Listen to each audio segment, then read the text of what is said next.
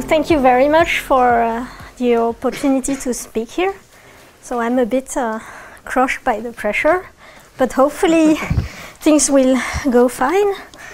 So my plan is to first present to you a higher rank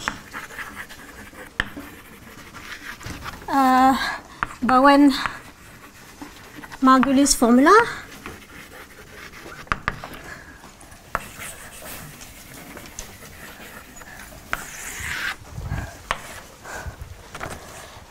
And then I'll present you a bit of historics of this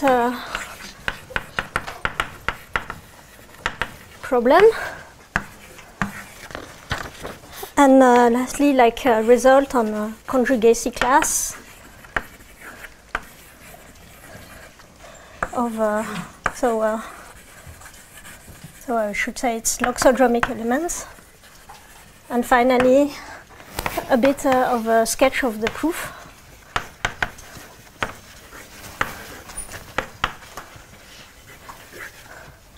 Okay. So let me start with some setting. So we take G, so hopefully a higher rank Lie group.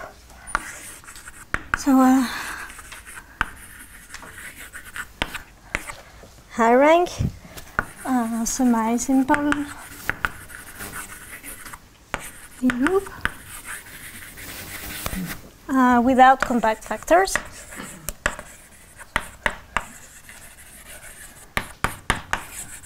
So maybe this is a bit too abstract. I mean SLDR and D bigger than 3. So a maximal R split torus. So in the case of SLDR, I will mean the diagonal matrices, okay, with positive coefficients,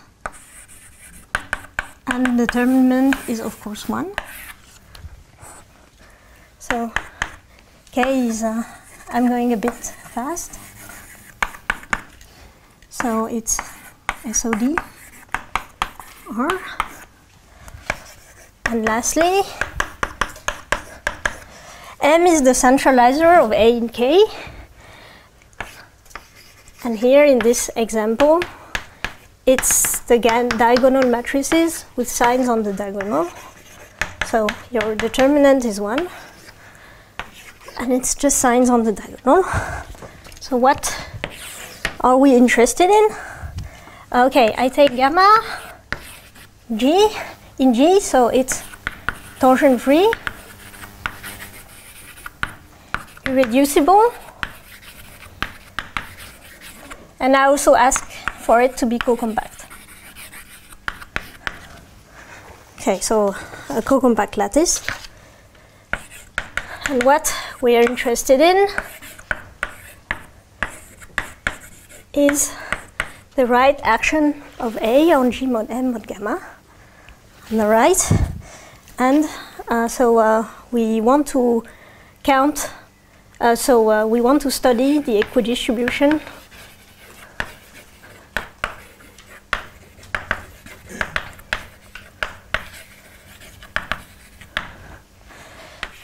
of the compact orbit. Okay, that's.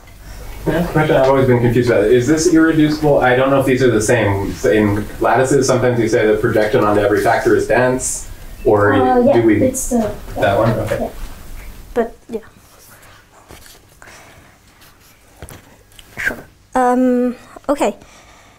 Yeah, I'll write down what. So let's look at the set of compact A orbits. And that's what we call in, okay, I should say that this is joint work with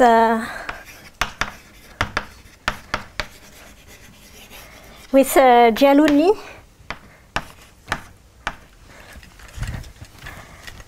And so we decided to name these compact A orbits periodic tori.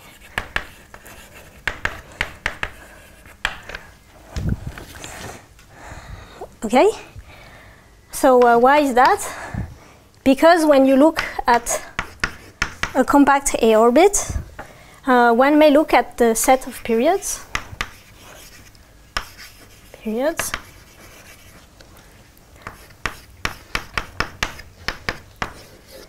And then that's when I noticed that I always, okay. So the point in, so this is the Lie algebra of A, such that for every point in the torus, in the compact A orbit, when I multiply on the right, I get back to myself. So this is, so the idea now is that the shape of F has the following shape. So A, here in our example, is like RD minus 1, so it's Euclidean. And A mod lambda F is like D minus 1 dimensional torus. So that's the torus part. And it's periodic because it comes from some A action on G mod gamma mod M. That's the idea we had. So let me present you our formula, but with a bit of notations. Okay, the volume is I'm going to denote by volume the Haar measure on G. By M gamma, the quotient of the Haar measure,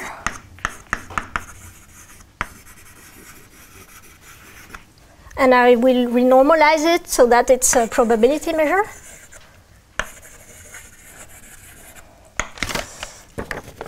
So my measures,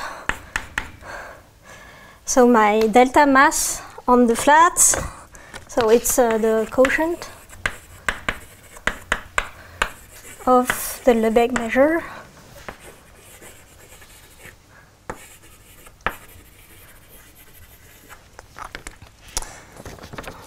on A. And it's not a probability measure, so it's total mass. I'm going to denote it like it's the volume of A in F, so it's like the area of this torus here. Sorry, Ella, what? What's inside the first parentheses? It's 1. Oh, okay. It's the constant 1 function on your space. And lastly, so dt, I'm writing it like this, so exponential of, so this is the ball of radius t in the Lie algebra. Okay, so it's written in the Cartan decomposition, and so the idea is that it projects into the geodesic sphere in the high-rank symmetric space. And lastly, another like notation. It's the intersection of this with the positive Weyl chamber. So maybe if I draw a picture here for d equals 3, and so it's this set here, it's really the interior, it's the interior of this like disk sector, so this slice of pizza. I'm hungry, so I'll talk a lot about food. So maybe I'll just precise here that this is like here, it's positive. So open Weyl chamber. And in our example, it's going to be like PD. So diagonal matrices of zero trace. Okay. With T1 bigger than T2, etc. bigger than T. Okay, so now I can write our formula. So it's a, yeah, we call it a high rank, it's a Bowen and Margulis formula. So it's under the hypothesis here of G and gamma.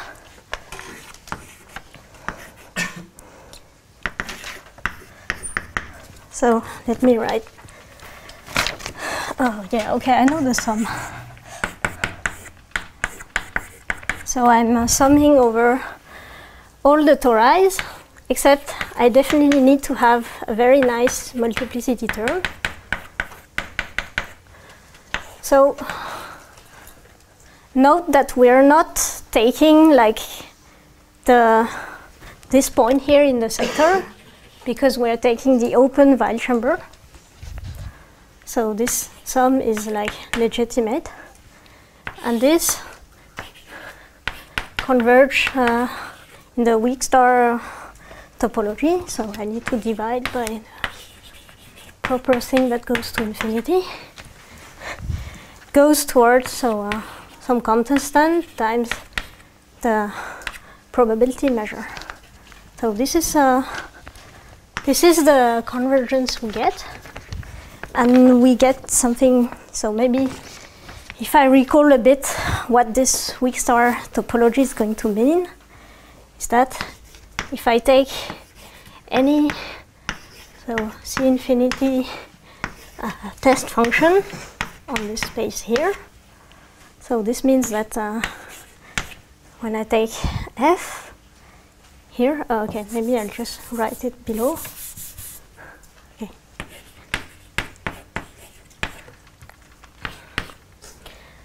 So, okay, I'm going to write the better formula.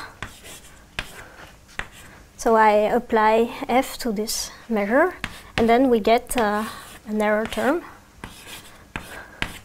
where we have like the Lipschitz norm of f and an exponential error term as t goes to infinity. So maybe here it's... So for those of you that want to remember a good formula, you can just forget about what's in yellow, and it's also already very nice.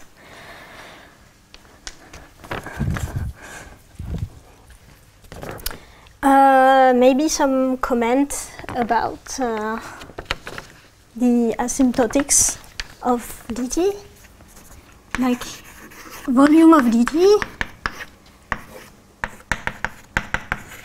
It's equivalent to some constant, a polynomial term, so dimension of a minus 1 over 2, and exponential delta 0 t.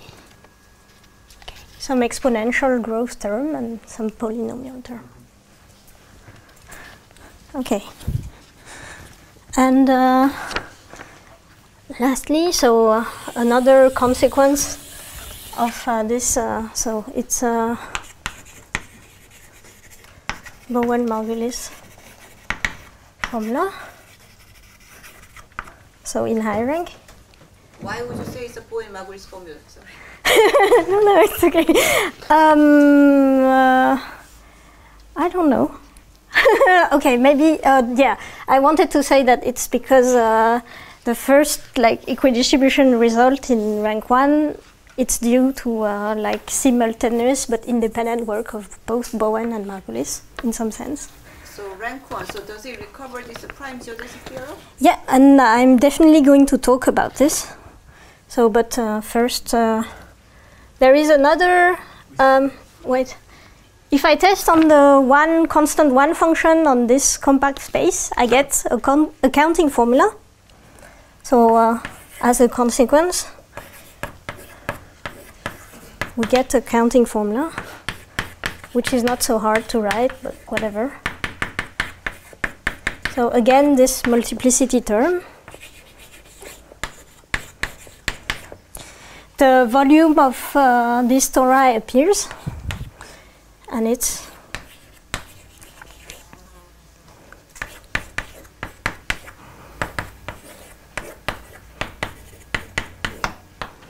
so this is like a consequence.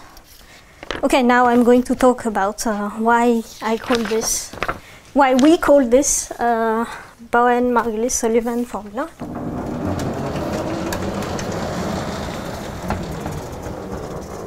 Okay.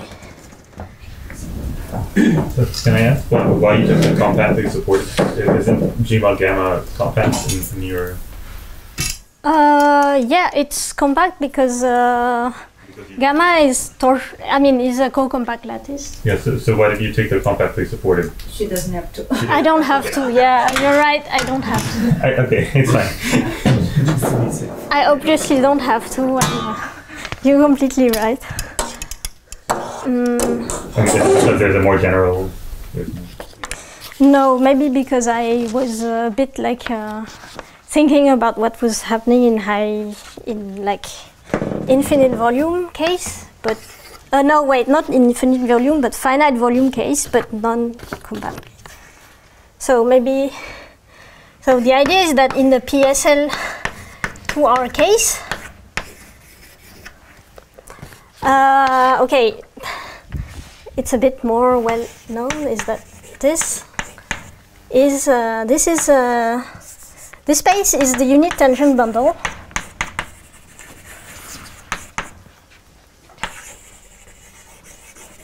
of a compact hyperbolic surface. So, and one of the, okay, and this space here, it's in fact prime closed orbits of the geodesic form.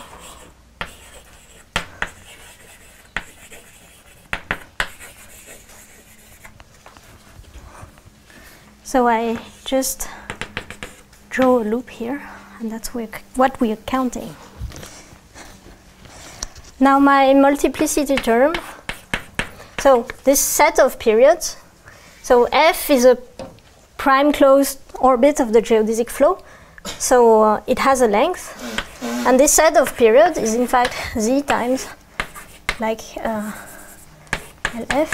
So sorry, I should write this.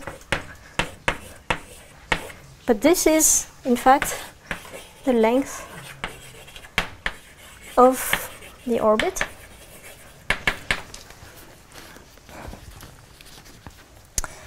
And so my multiplicity term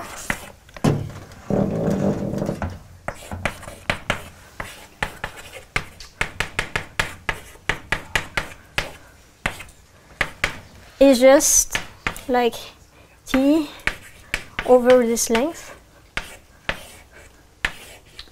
And so if you look at what I had been writing like up there, you just recover like the Bowen-Margulis formula, an equidistribution formula due to Bowen and Margulis.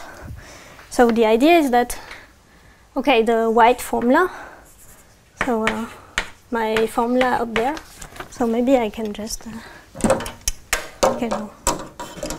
So E1 is the white formula, and E2 is the formula with the yellow terms, with the error terms. So this is due to Bowen and Margulis.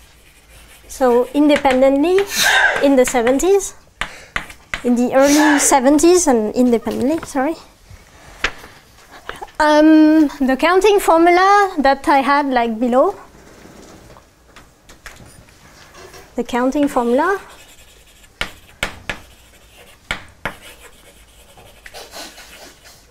so the investigation started even earlier with the results of Huber. And then, so Jialun and Randall. So so I should say it's late 70s. So they gave all the terms. So they gave if I say that this is like the counting result, but with only one term, and this is like all the terms, so it's a bit weird, but let's think of it like that. Sorry. the sum in the formula, it's a finite sum actually. Yeah, it's a finite sum. It's a finite sum. And it's not it's not trivial to see that it's a finite sum. But it is in fact finite.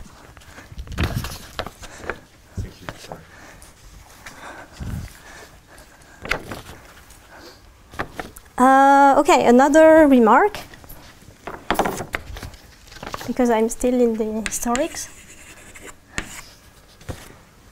is that, okay, now if we go in high rank,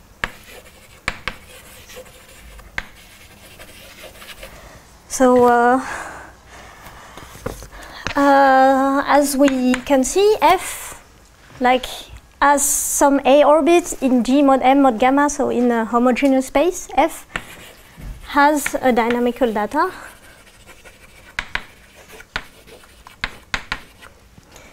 And it's a bit more annoying. It has a shape.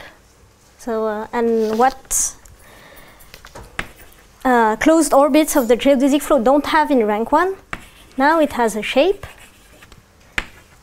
and it has a volume.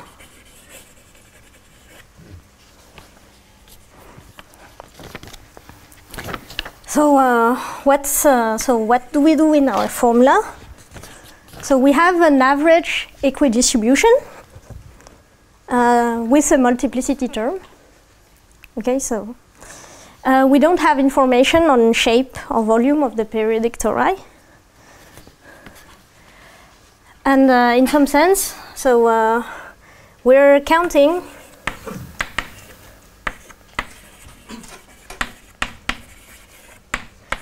as the systole goes to infinity. So like the smallest regular period. The smallest period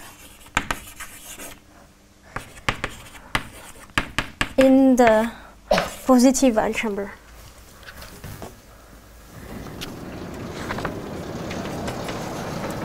Okay, we were not the first ones to start trying to count these. The investigation started with Spatier in 1983, and he was okay. I'm going to keep writing as two boxes because as of yet there are two schools. People who count as the volume go to infinity, and people who count as the systole go to infinity, and the approaches should be complementary. We have Dietmar in 2004, and he was also counting, so he didn't get an equidistribution formula. And okay, I have my domain here. So my domain was some pizza shape. So his domain is rhombus shaped. So it's a different domain, but still as the systole goes to infinity. And very recently there is a result of Guillermo, Bontonneau and Weich.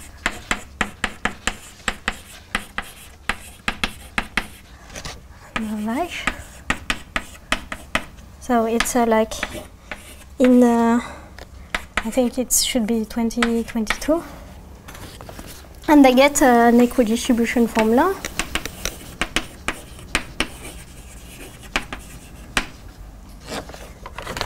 And their shape. So it's also a completely different sum. So hopefully violet is fine. And so the multiplicity term they count are in like cone slices that just run away into infinity. Okay, so in the volume case, so I guess we had also a result by EO, who is here, in 2004. No, I mean, yeah, but talked about binaries, but nothing about equidistribution. Yeah, it's true, and it was. I mean, but Spatzier was also a counting result, and he only got to the logarithm of the counting term. So it's. I guess if. Okay, whatever. And then in I should mention also that there is so in the non-cocompact case of SL. I think it's yeah, right. I'm in the non-cocompact case here. We have also the works of Einsiedler. I should write it in cursive, otherwise it's going to be too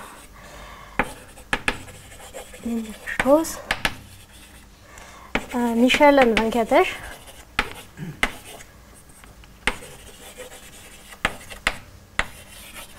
And that's in 2011. And maybe if I name this case here, I should say that also Deitmar also like improved this result, his previous counting result, but with in a joint work with Ghosn and Spiglietti. So that was in also. Okay, I forgot the date. No, I think it was in 2019. No, I didn't know the date. Okay. Oh, already. So I guess I will only have time to talk about the conjugacy class of loxodromic elements and maybe sketch a bit the proof. But I won't have that much time, I guess. I'm sorry, going back to your yellow formula, it's which number method is it? I don't see it. It's What? going to your yellow formula. The zero of f. It's big O It's big O, yeah. of the Lipschitz norm. The Lipschitz norm. of Okay. that. Thanks for asking that question, Francois. I was like, LP, that's a little weird. What? Yeah, yeah. Should mention that I'm not. Yeah. Okay. So let's talk about the conjugacy class of loxodromic element. So gamma lox is the set of loxodromic elements. Can I just ask while we're on that topic, do you have any sense of what the optimal error term is? Is that? The optimal error term, like what U stands for and where it comes from? No, big O. Big O? Is that optimal? Is that sharp? Oh, no. Okay. No. Do you have any idea That's of why what we sharp put in is? the big O. It's because because we Well, don't want but to what's know. inside the big O? Is that what I should think of as completely controlling it, or is that norm not quite right, or? No, it's just an upper bound. We don't have like the exact terms and where they come from. It's really like so in gamma. So if you come from hyperbolic geometry, you should think of them as higher rank hyperbolic elements. And by now, I guess you should know, I'm not sure, I haven't checked, that one may write, okay, of course, lambda is the Jordan projection.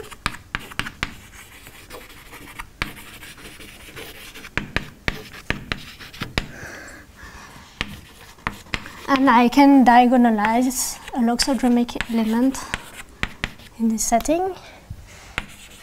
So where this element is in M. Okay.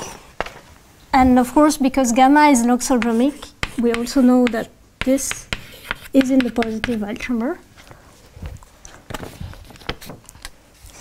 And so what's happening? So we had this this Tori here, okay, and now I take one of its period. So f here and y is in the set of the periods. And here we have like a very, so I can construct a natural A orbit coming from gamma. So I can just, yeah. So if I have like the conjugacy class of gamma, I can just map, so the Jordan projection, and another A orbit here.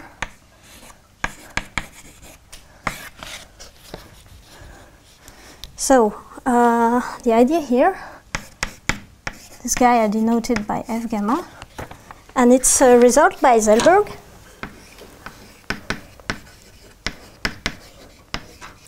So in the 60s, that F gamma is compact.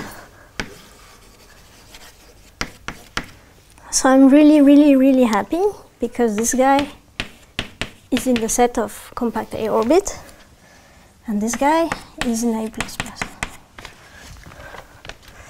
And so what happens is that the set of loxodromic elements, and that's what we prove, it's in one-to-one correspondence with the set here, where F is a compact A orbit and Y is one of its periods. And it's a one-to-one correspondence. This allows both, I mean, Jialun and myself to rewrite the big formula up there. So this sum here into something that looks more like what's happening, in fact, in rank 1.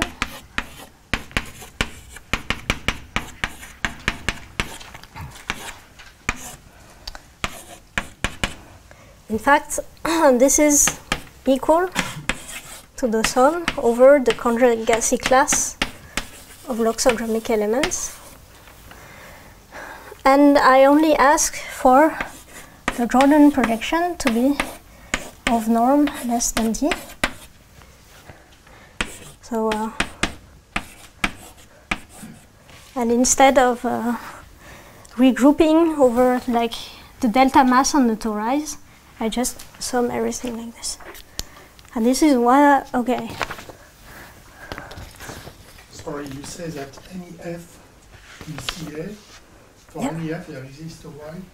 So No. For every pair y and f, where y is in the set of periods of f and in the positive Weyl chamber, and f is a compact A orbit, there is a unique loxodromic element such that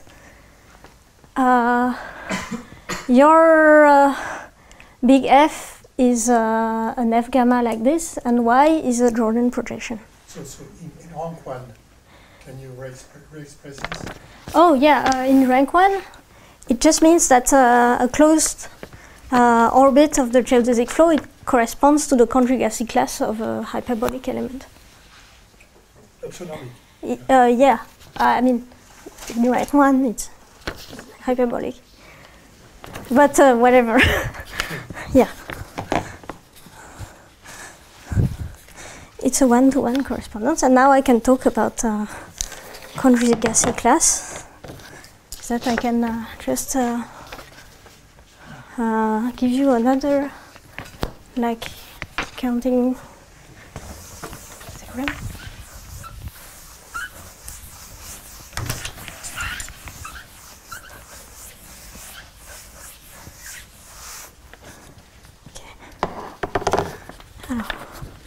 So we have one last result.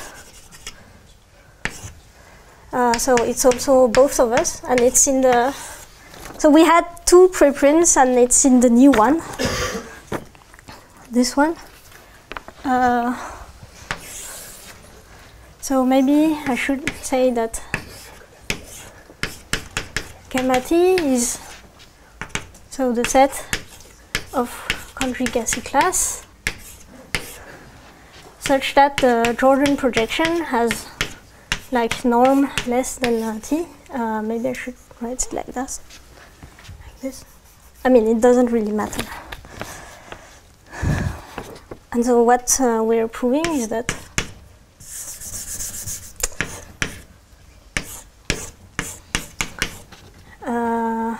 wait.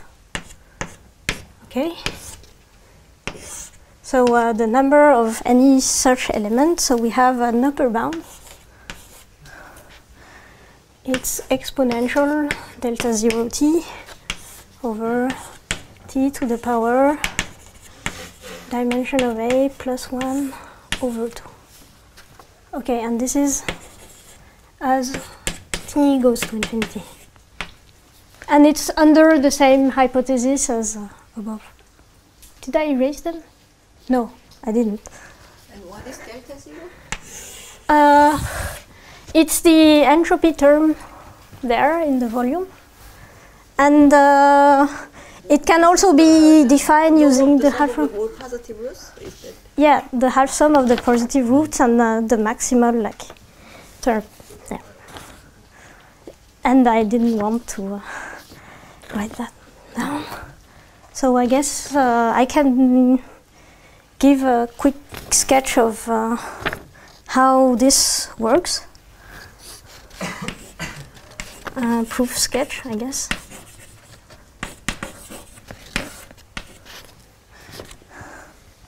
So the first idea is that you can remove anything that is not loxodromic in this like set here.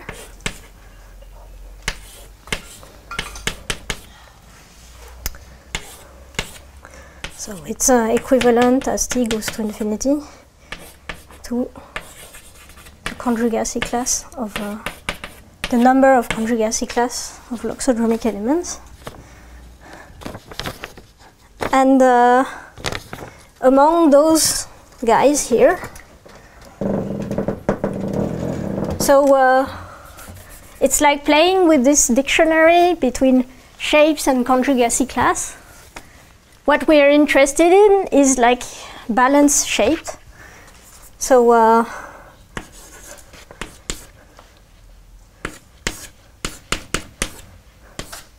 where y, okay, where f is a compact A orbit and y is a regular period of f, and I also want f to be balanced in the sense that the set of periods, so some t over n, so I fix some n, positive n, and this only contains the 0 point. And the idea is that, so this is like, you can think it like as balanced tori. Okay, if I draw a picture,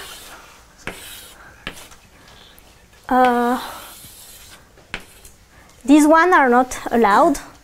You want those where like the systole should be like, not just the systole, but any other vector should be outside this ball, and as t grows. And that is why, in fact, what we prove is that the asymptotic here is equivalent to the number of such elements. And for any such element, what happens is that, okay, I'm going a bit fast here.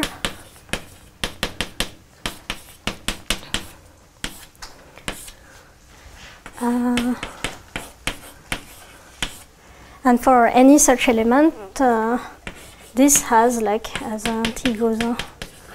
And this is when for any y f in this violet set, so I'm going to call it, we call it balanced bt. So this is like t to the power r. So that's the idea here, is that if you sum everything, I mean, okay, if I just take the one term and I sum everything, I get the upper bound, I get the term above, so I get volume of dt. So this is like the term. Okay, just the thing here.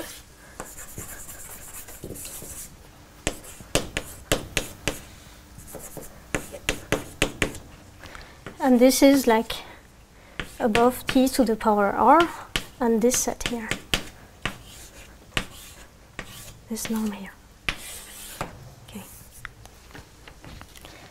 And this is like equivalent to some constant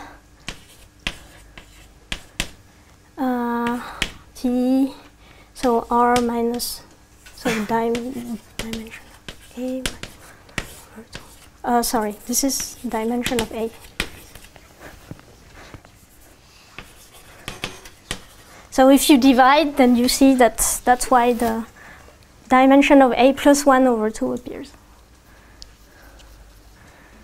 So this is due to our theorem above, our counting theorem. So it's just a corollary. And now I guess I have 15 minutes to give you a... Here you have dimension A minus 1 over 2, and then here you have dimension A plus 1 over 2. Oh, you divide it. Because you divide it by t to the power dimension of A. And yeah, of course, you remind me that there is something to note here, is that if we had more information on the distribution of shapes and volume, we could get better than just an upper bound. But yeah.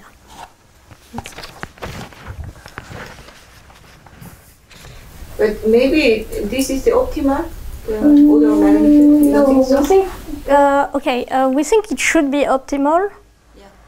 because we did some numerical testing a bit on one example, so it's not very conclusive. But it appears that the distribution of shapes and volume, I mean the distribution of shape is going to be like equidistributed. And so it makes us think that maybe this should be like the proper asymptotics, but it's due to numerical experiments. So. Okay, so can you repeat that? So distribution of shape, for instance, would be like the volume divided by the diameter to the correct power? Oh no, No, that's it's shape. Okay, I think there should be a lot of tinkering to do. But say if the distribution of shapes as the volume goes to infinity were like something uniform in the space of modules, then probably you would get something like this, and it would be your first term. But then I haven't checked, but I would be very happy to talk about this. Because, yeah. But we only got to numerically like compute some shapes and some volumes. Can you repeat what you call shell shape then? It's the module of... Or it adds an element of S. Yeah. Adds an element of S. Lambda f, in fact, it's like... An element of it S. has a volume. And it's like, it's also an element. Okay, I should write it like this because otherwise it's too confusing if I... It's a shape point. Yeah. Okay. No, I should just... yeah, let's just erase this middle thing.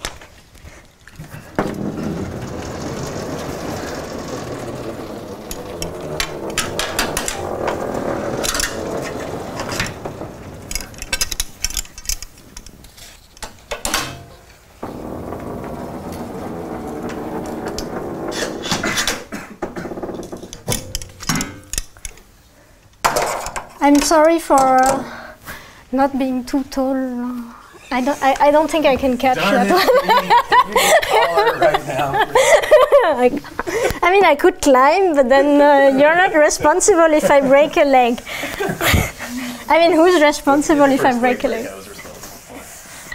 Yeah. What? Whatever. Okay, and yeah, I have 10 minutes left to So I'll just state very quickly that the idea is that we use some result from Godnik Nouveau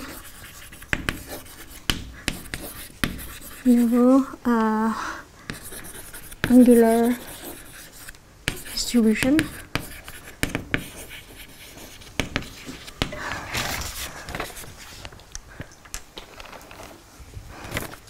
Okay, so a bit of drawing at long last. If I take X, a point in my symmetric space, so G mod K, and I take some gamma in G, I can look at these points here, so gamma X, gamma minus 1X. Okay, the high rank geometry tells you that if I look at the geodesic based at, there is a geodesic based at X that contains like gamma X, so I just write it, put it there. And then you have a data that is like the Cartan projection. So it's like a bit displaced, but then whatever, and this is like parameterized in by some element, and this is in A+, so it's the closed positive Weyl chamber, so I'll just write it like this. It's a bit dirty, but people understand, so it's better. Okay, so maybe if I do it cleaner. So if this is the Cartan projection,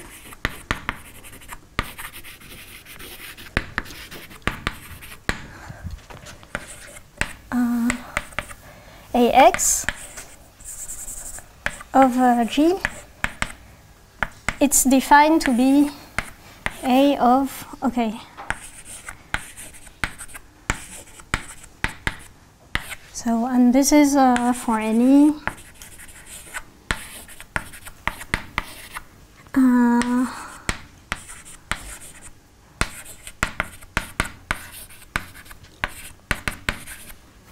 okay, and this really like encodes the distance between X and gamma X.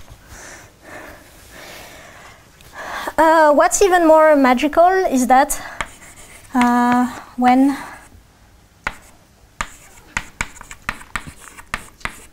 is in the interior of the Weyl chamber. So okay, so here, let's say that in the interior of the Weyl chamber. So this is a rank 1 picture. I can draw the geodesic that contains X and gamma X. And it has an endpoint in the boundary, like in the geometric boundary of H2. And I can do like the same for like its preimage and the other one. Okay, so this one is gamma X plus, gamma X minus. Okay, it's not quite the same in high rank, but it works nonetheless in the sense that these points are now in the first and back boundary. And so in my example, it's going to be G mod, so the maximal parabolic. Sorry, I didn't know if, okay. Okay. No, okay, this always works. And in my example of SLNR, MAN, just the upper triangular matrices. Yeah. So what do I do with these points here?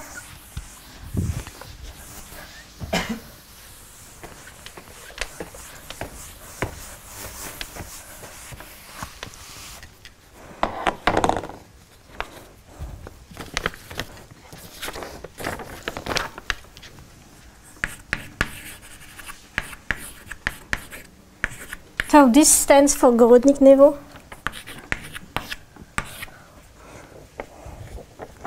So there exists some constant, positive constants,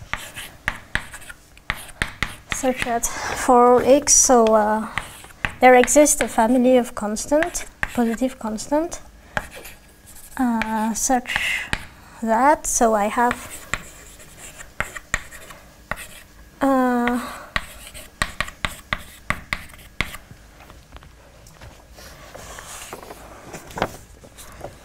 and okay, I'm writing the sum. Okay, so I have this is the Dirac mass in gamma x plus tensor the Dirac mass.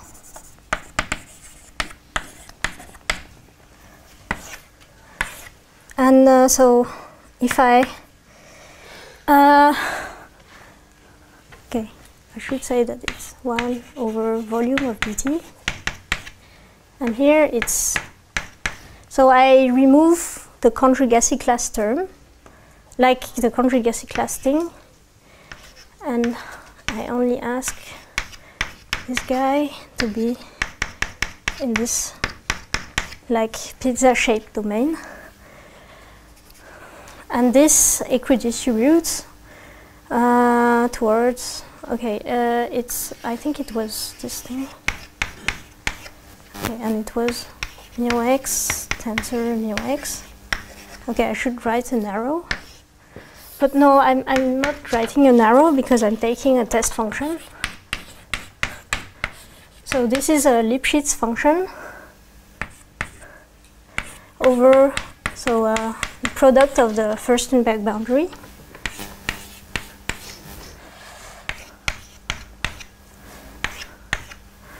And plus a big O of, so I have the Lipschitz norm of psi, Cx, and volume of dt to the power minus kappa. The idea here is that this term here will essentially ensure like exponential decay. But it's not just everything. Oh, and I should add like the correct hypothesis. So gamma. So it's irreducible, but that's just just an irreducible lattice. So Gorodnik-Nevo is. Yeah, I mean, without the error vector, it was proved by Gorodnik and Li. Yeah. Several years before this. Oh. And then they effectivized the, Gorodnik paper to do this. Okay. Yeah. Right. And so I guess I have just 5 minutes to just come back to this picture. The idea is that once you have this result, you're almost done because it's really like the previous argument. You want to shave what's happening close to the walls of the Weyl chamber, like they are considered like bad. And you can do that in the sense that the elements in gamma, such that their Cartan projection is going to like lie in this like strip, like thickening of the walls.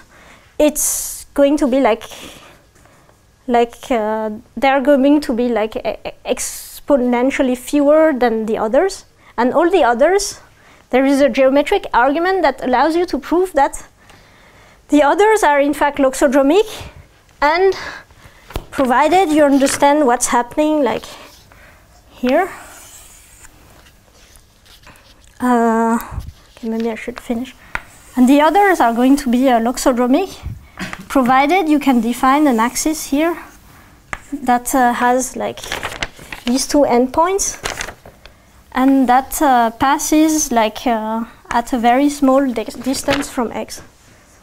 And then you just finish everything by a partition of the unity argument. But this is here, this is where the main error term comes from. And this is like a straightening, like geometric arguments that comes from just studying the north-south dynamics of the actions of elements here. And I guess, thank you for your attention.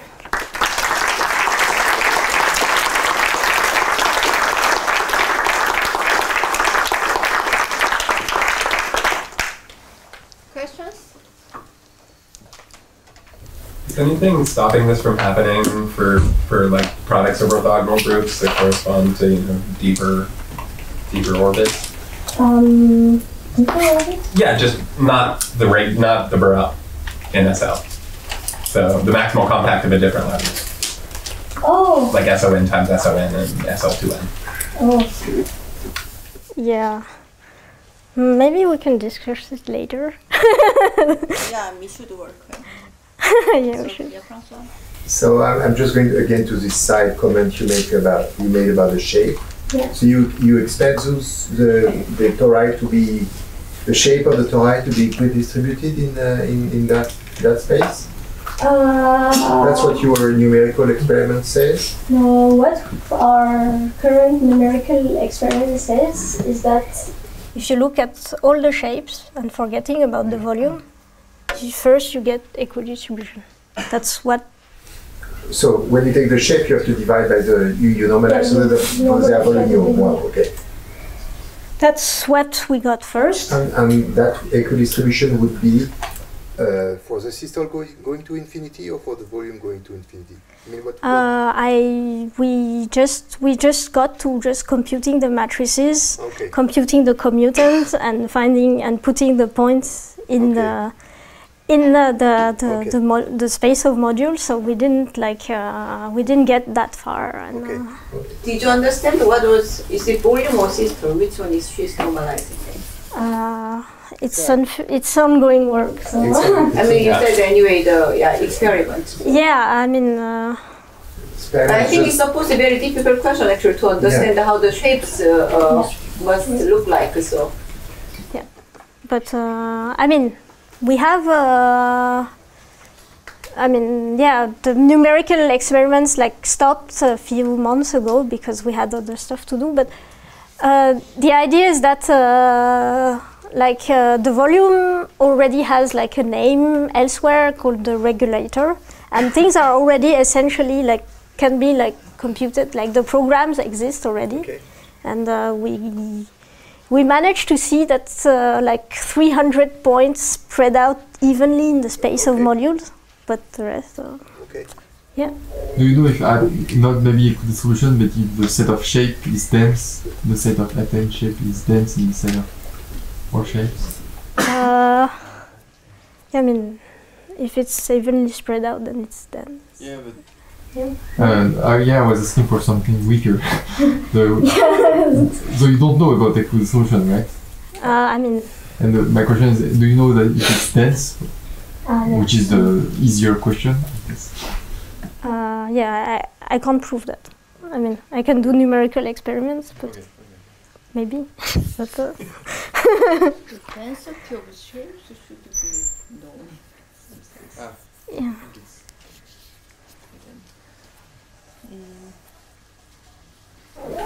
Any more questions? Okay, so let's thank the speaker.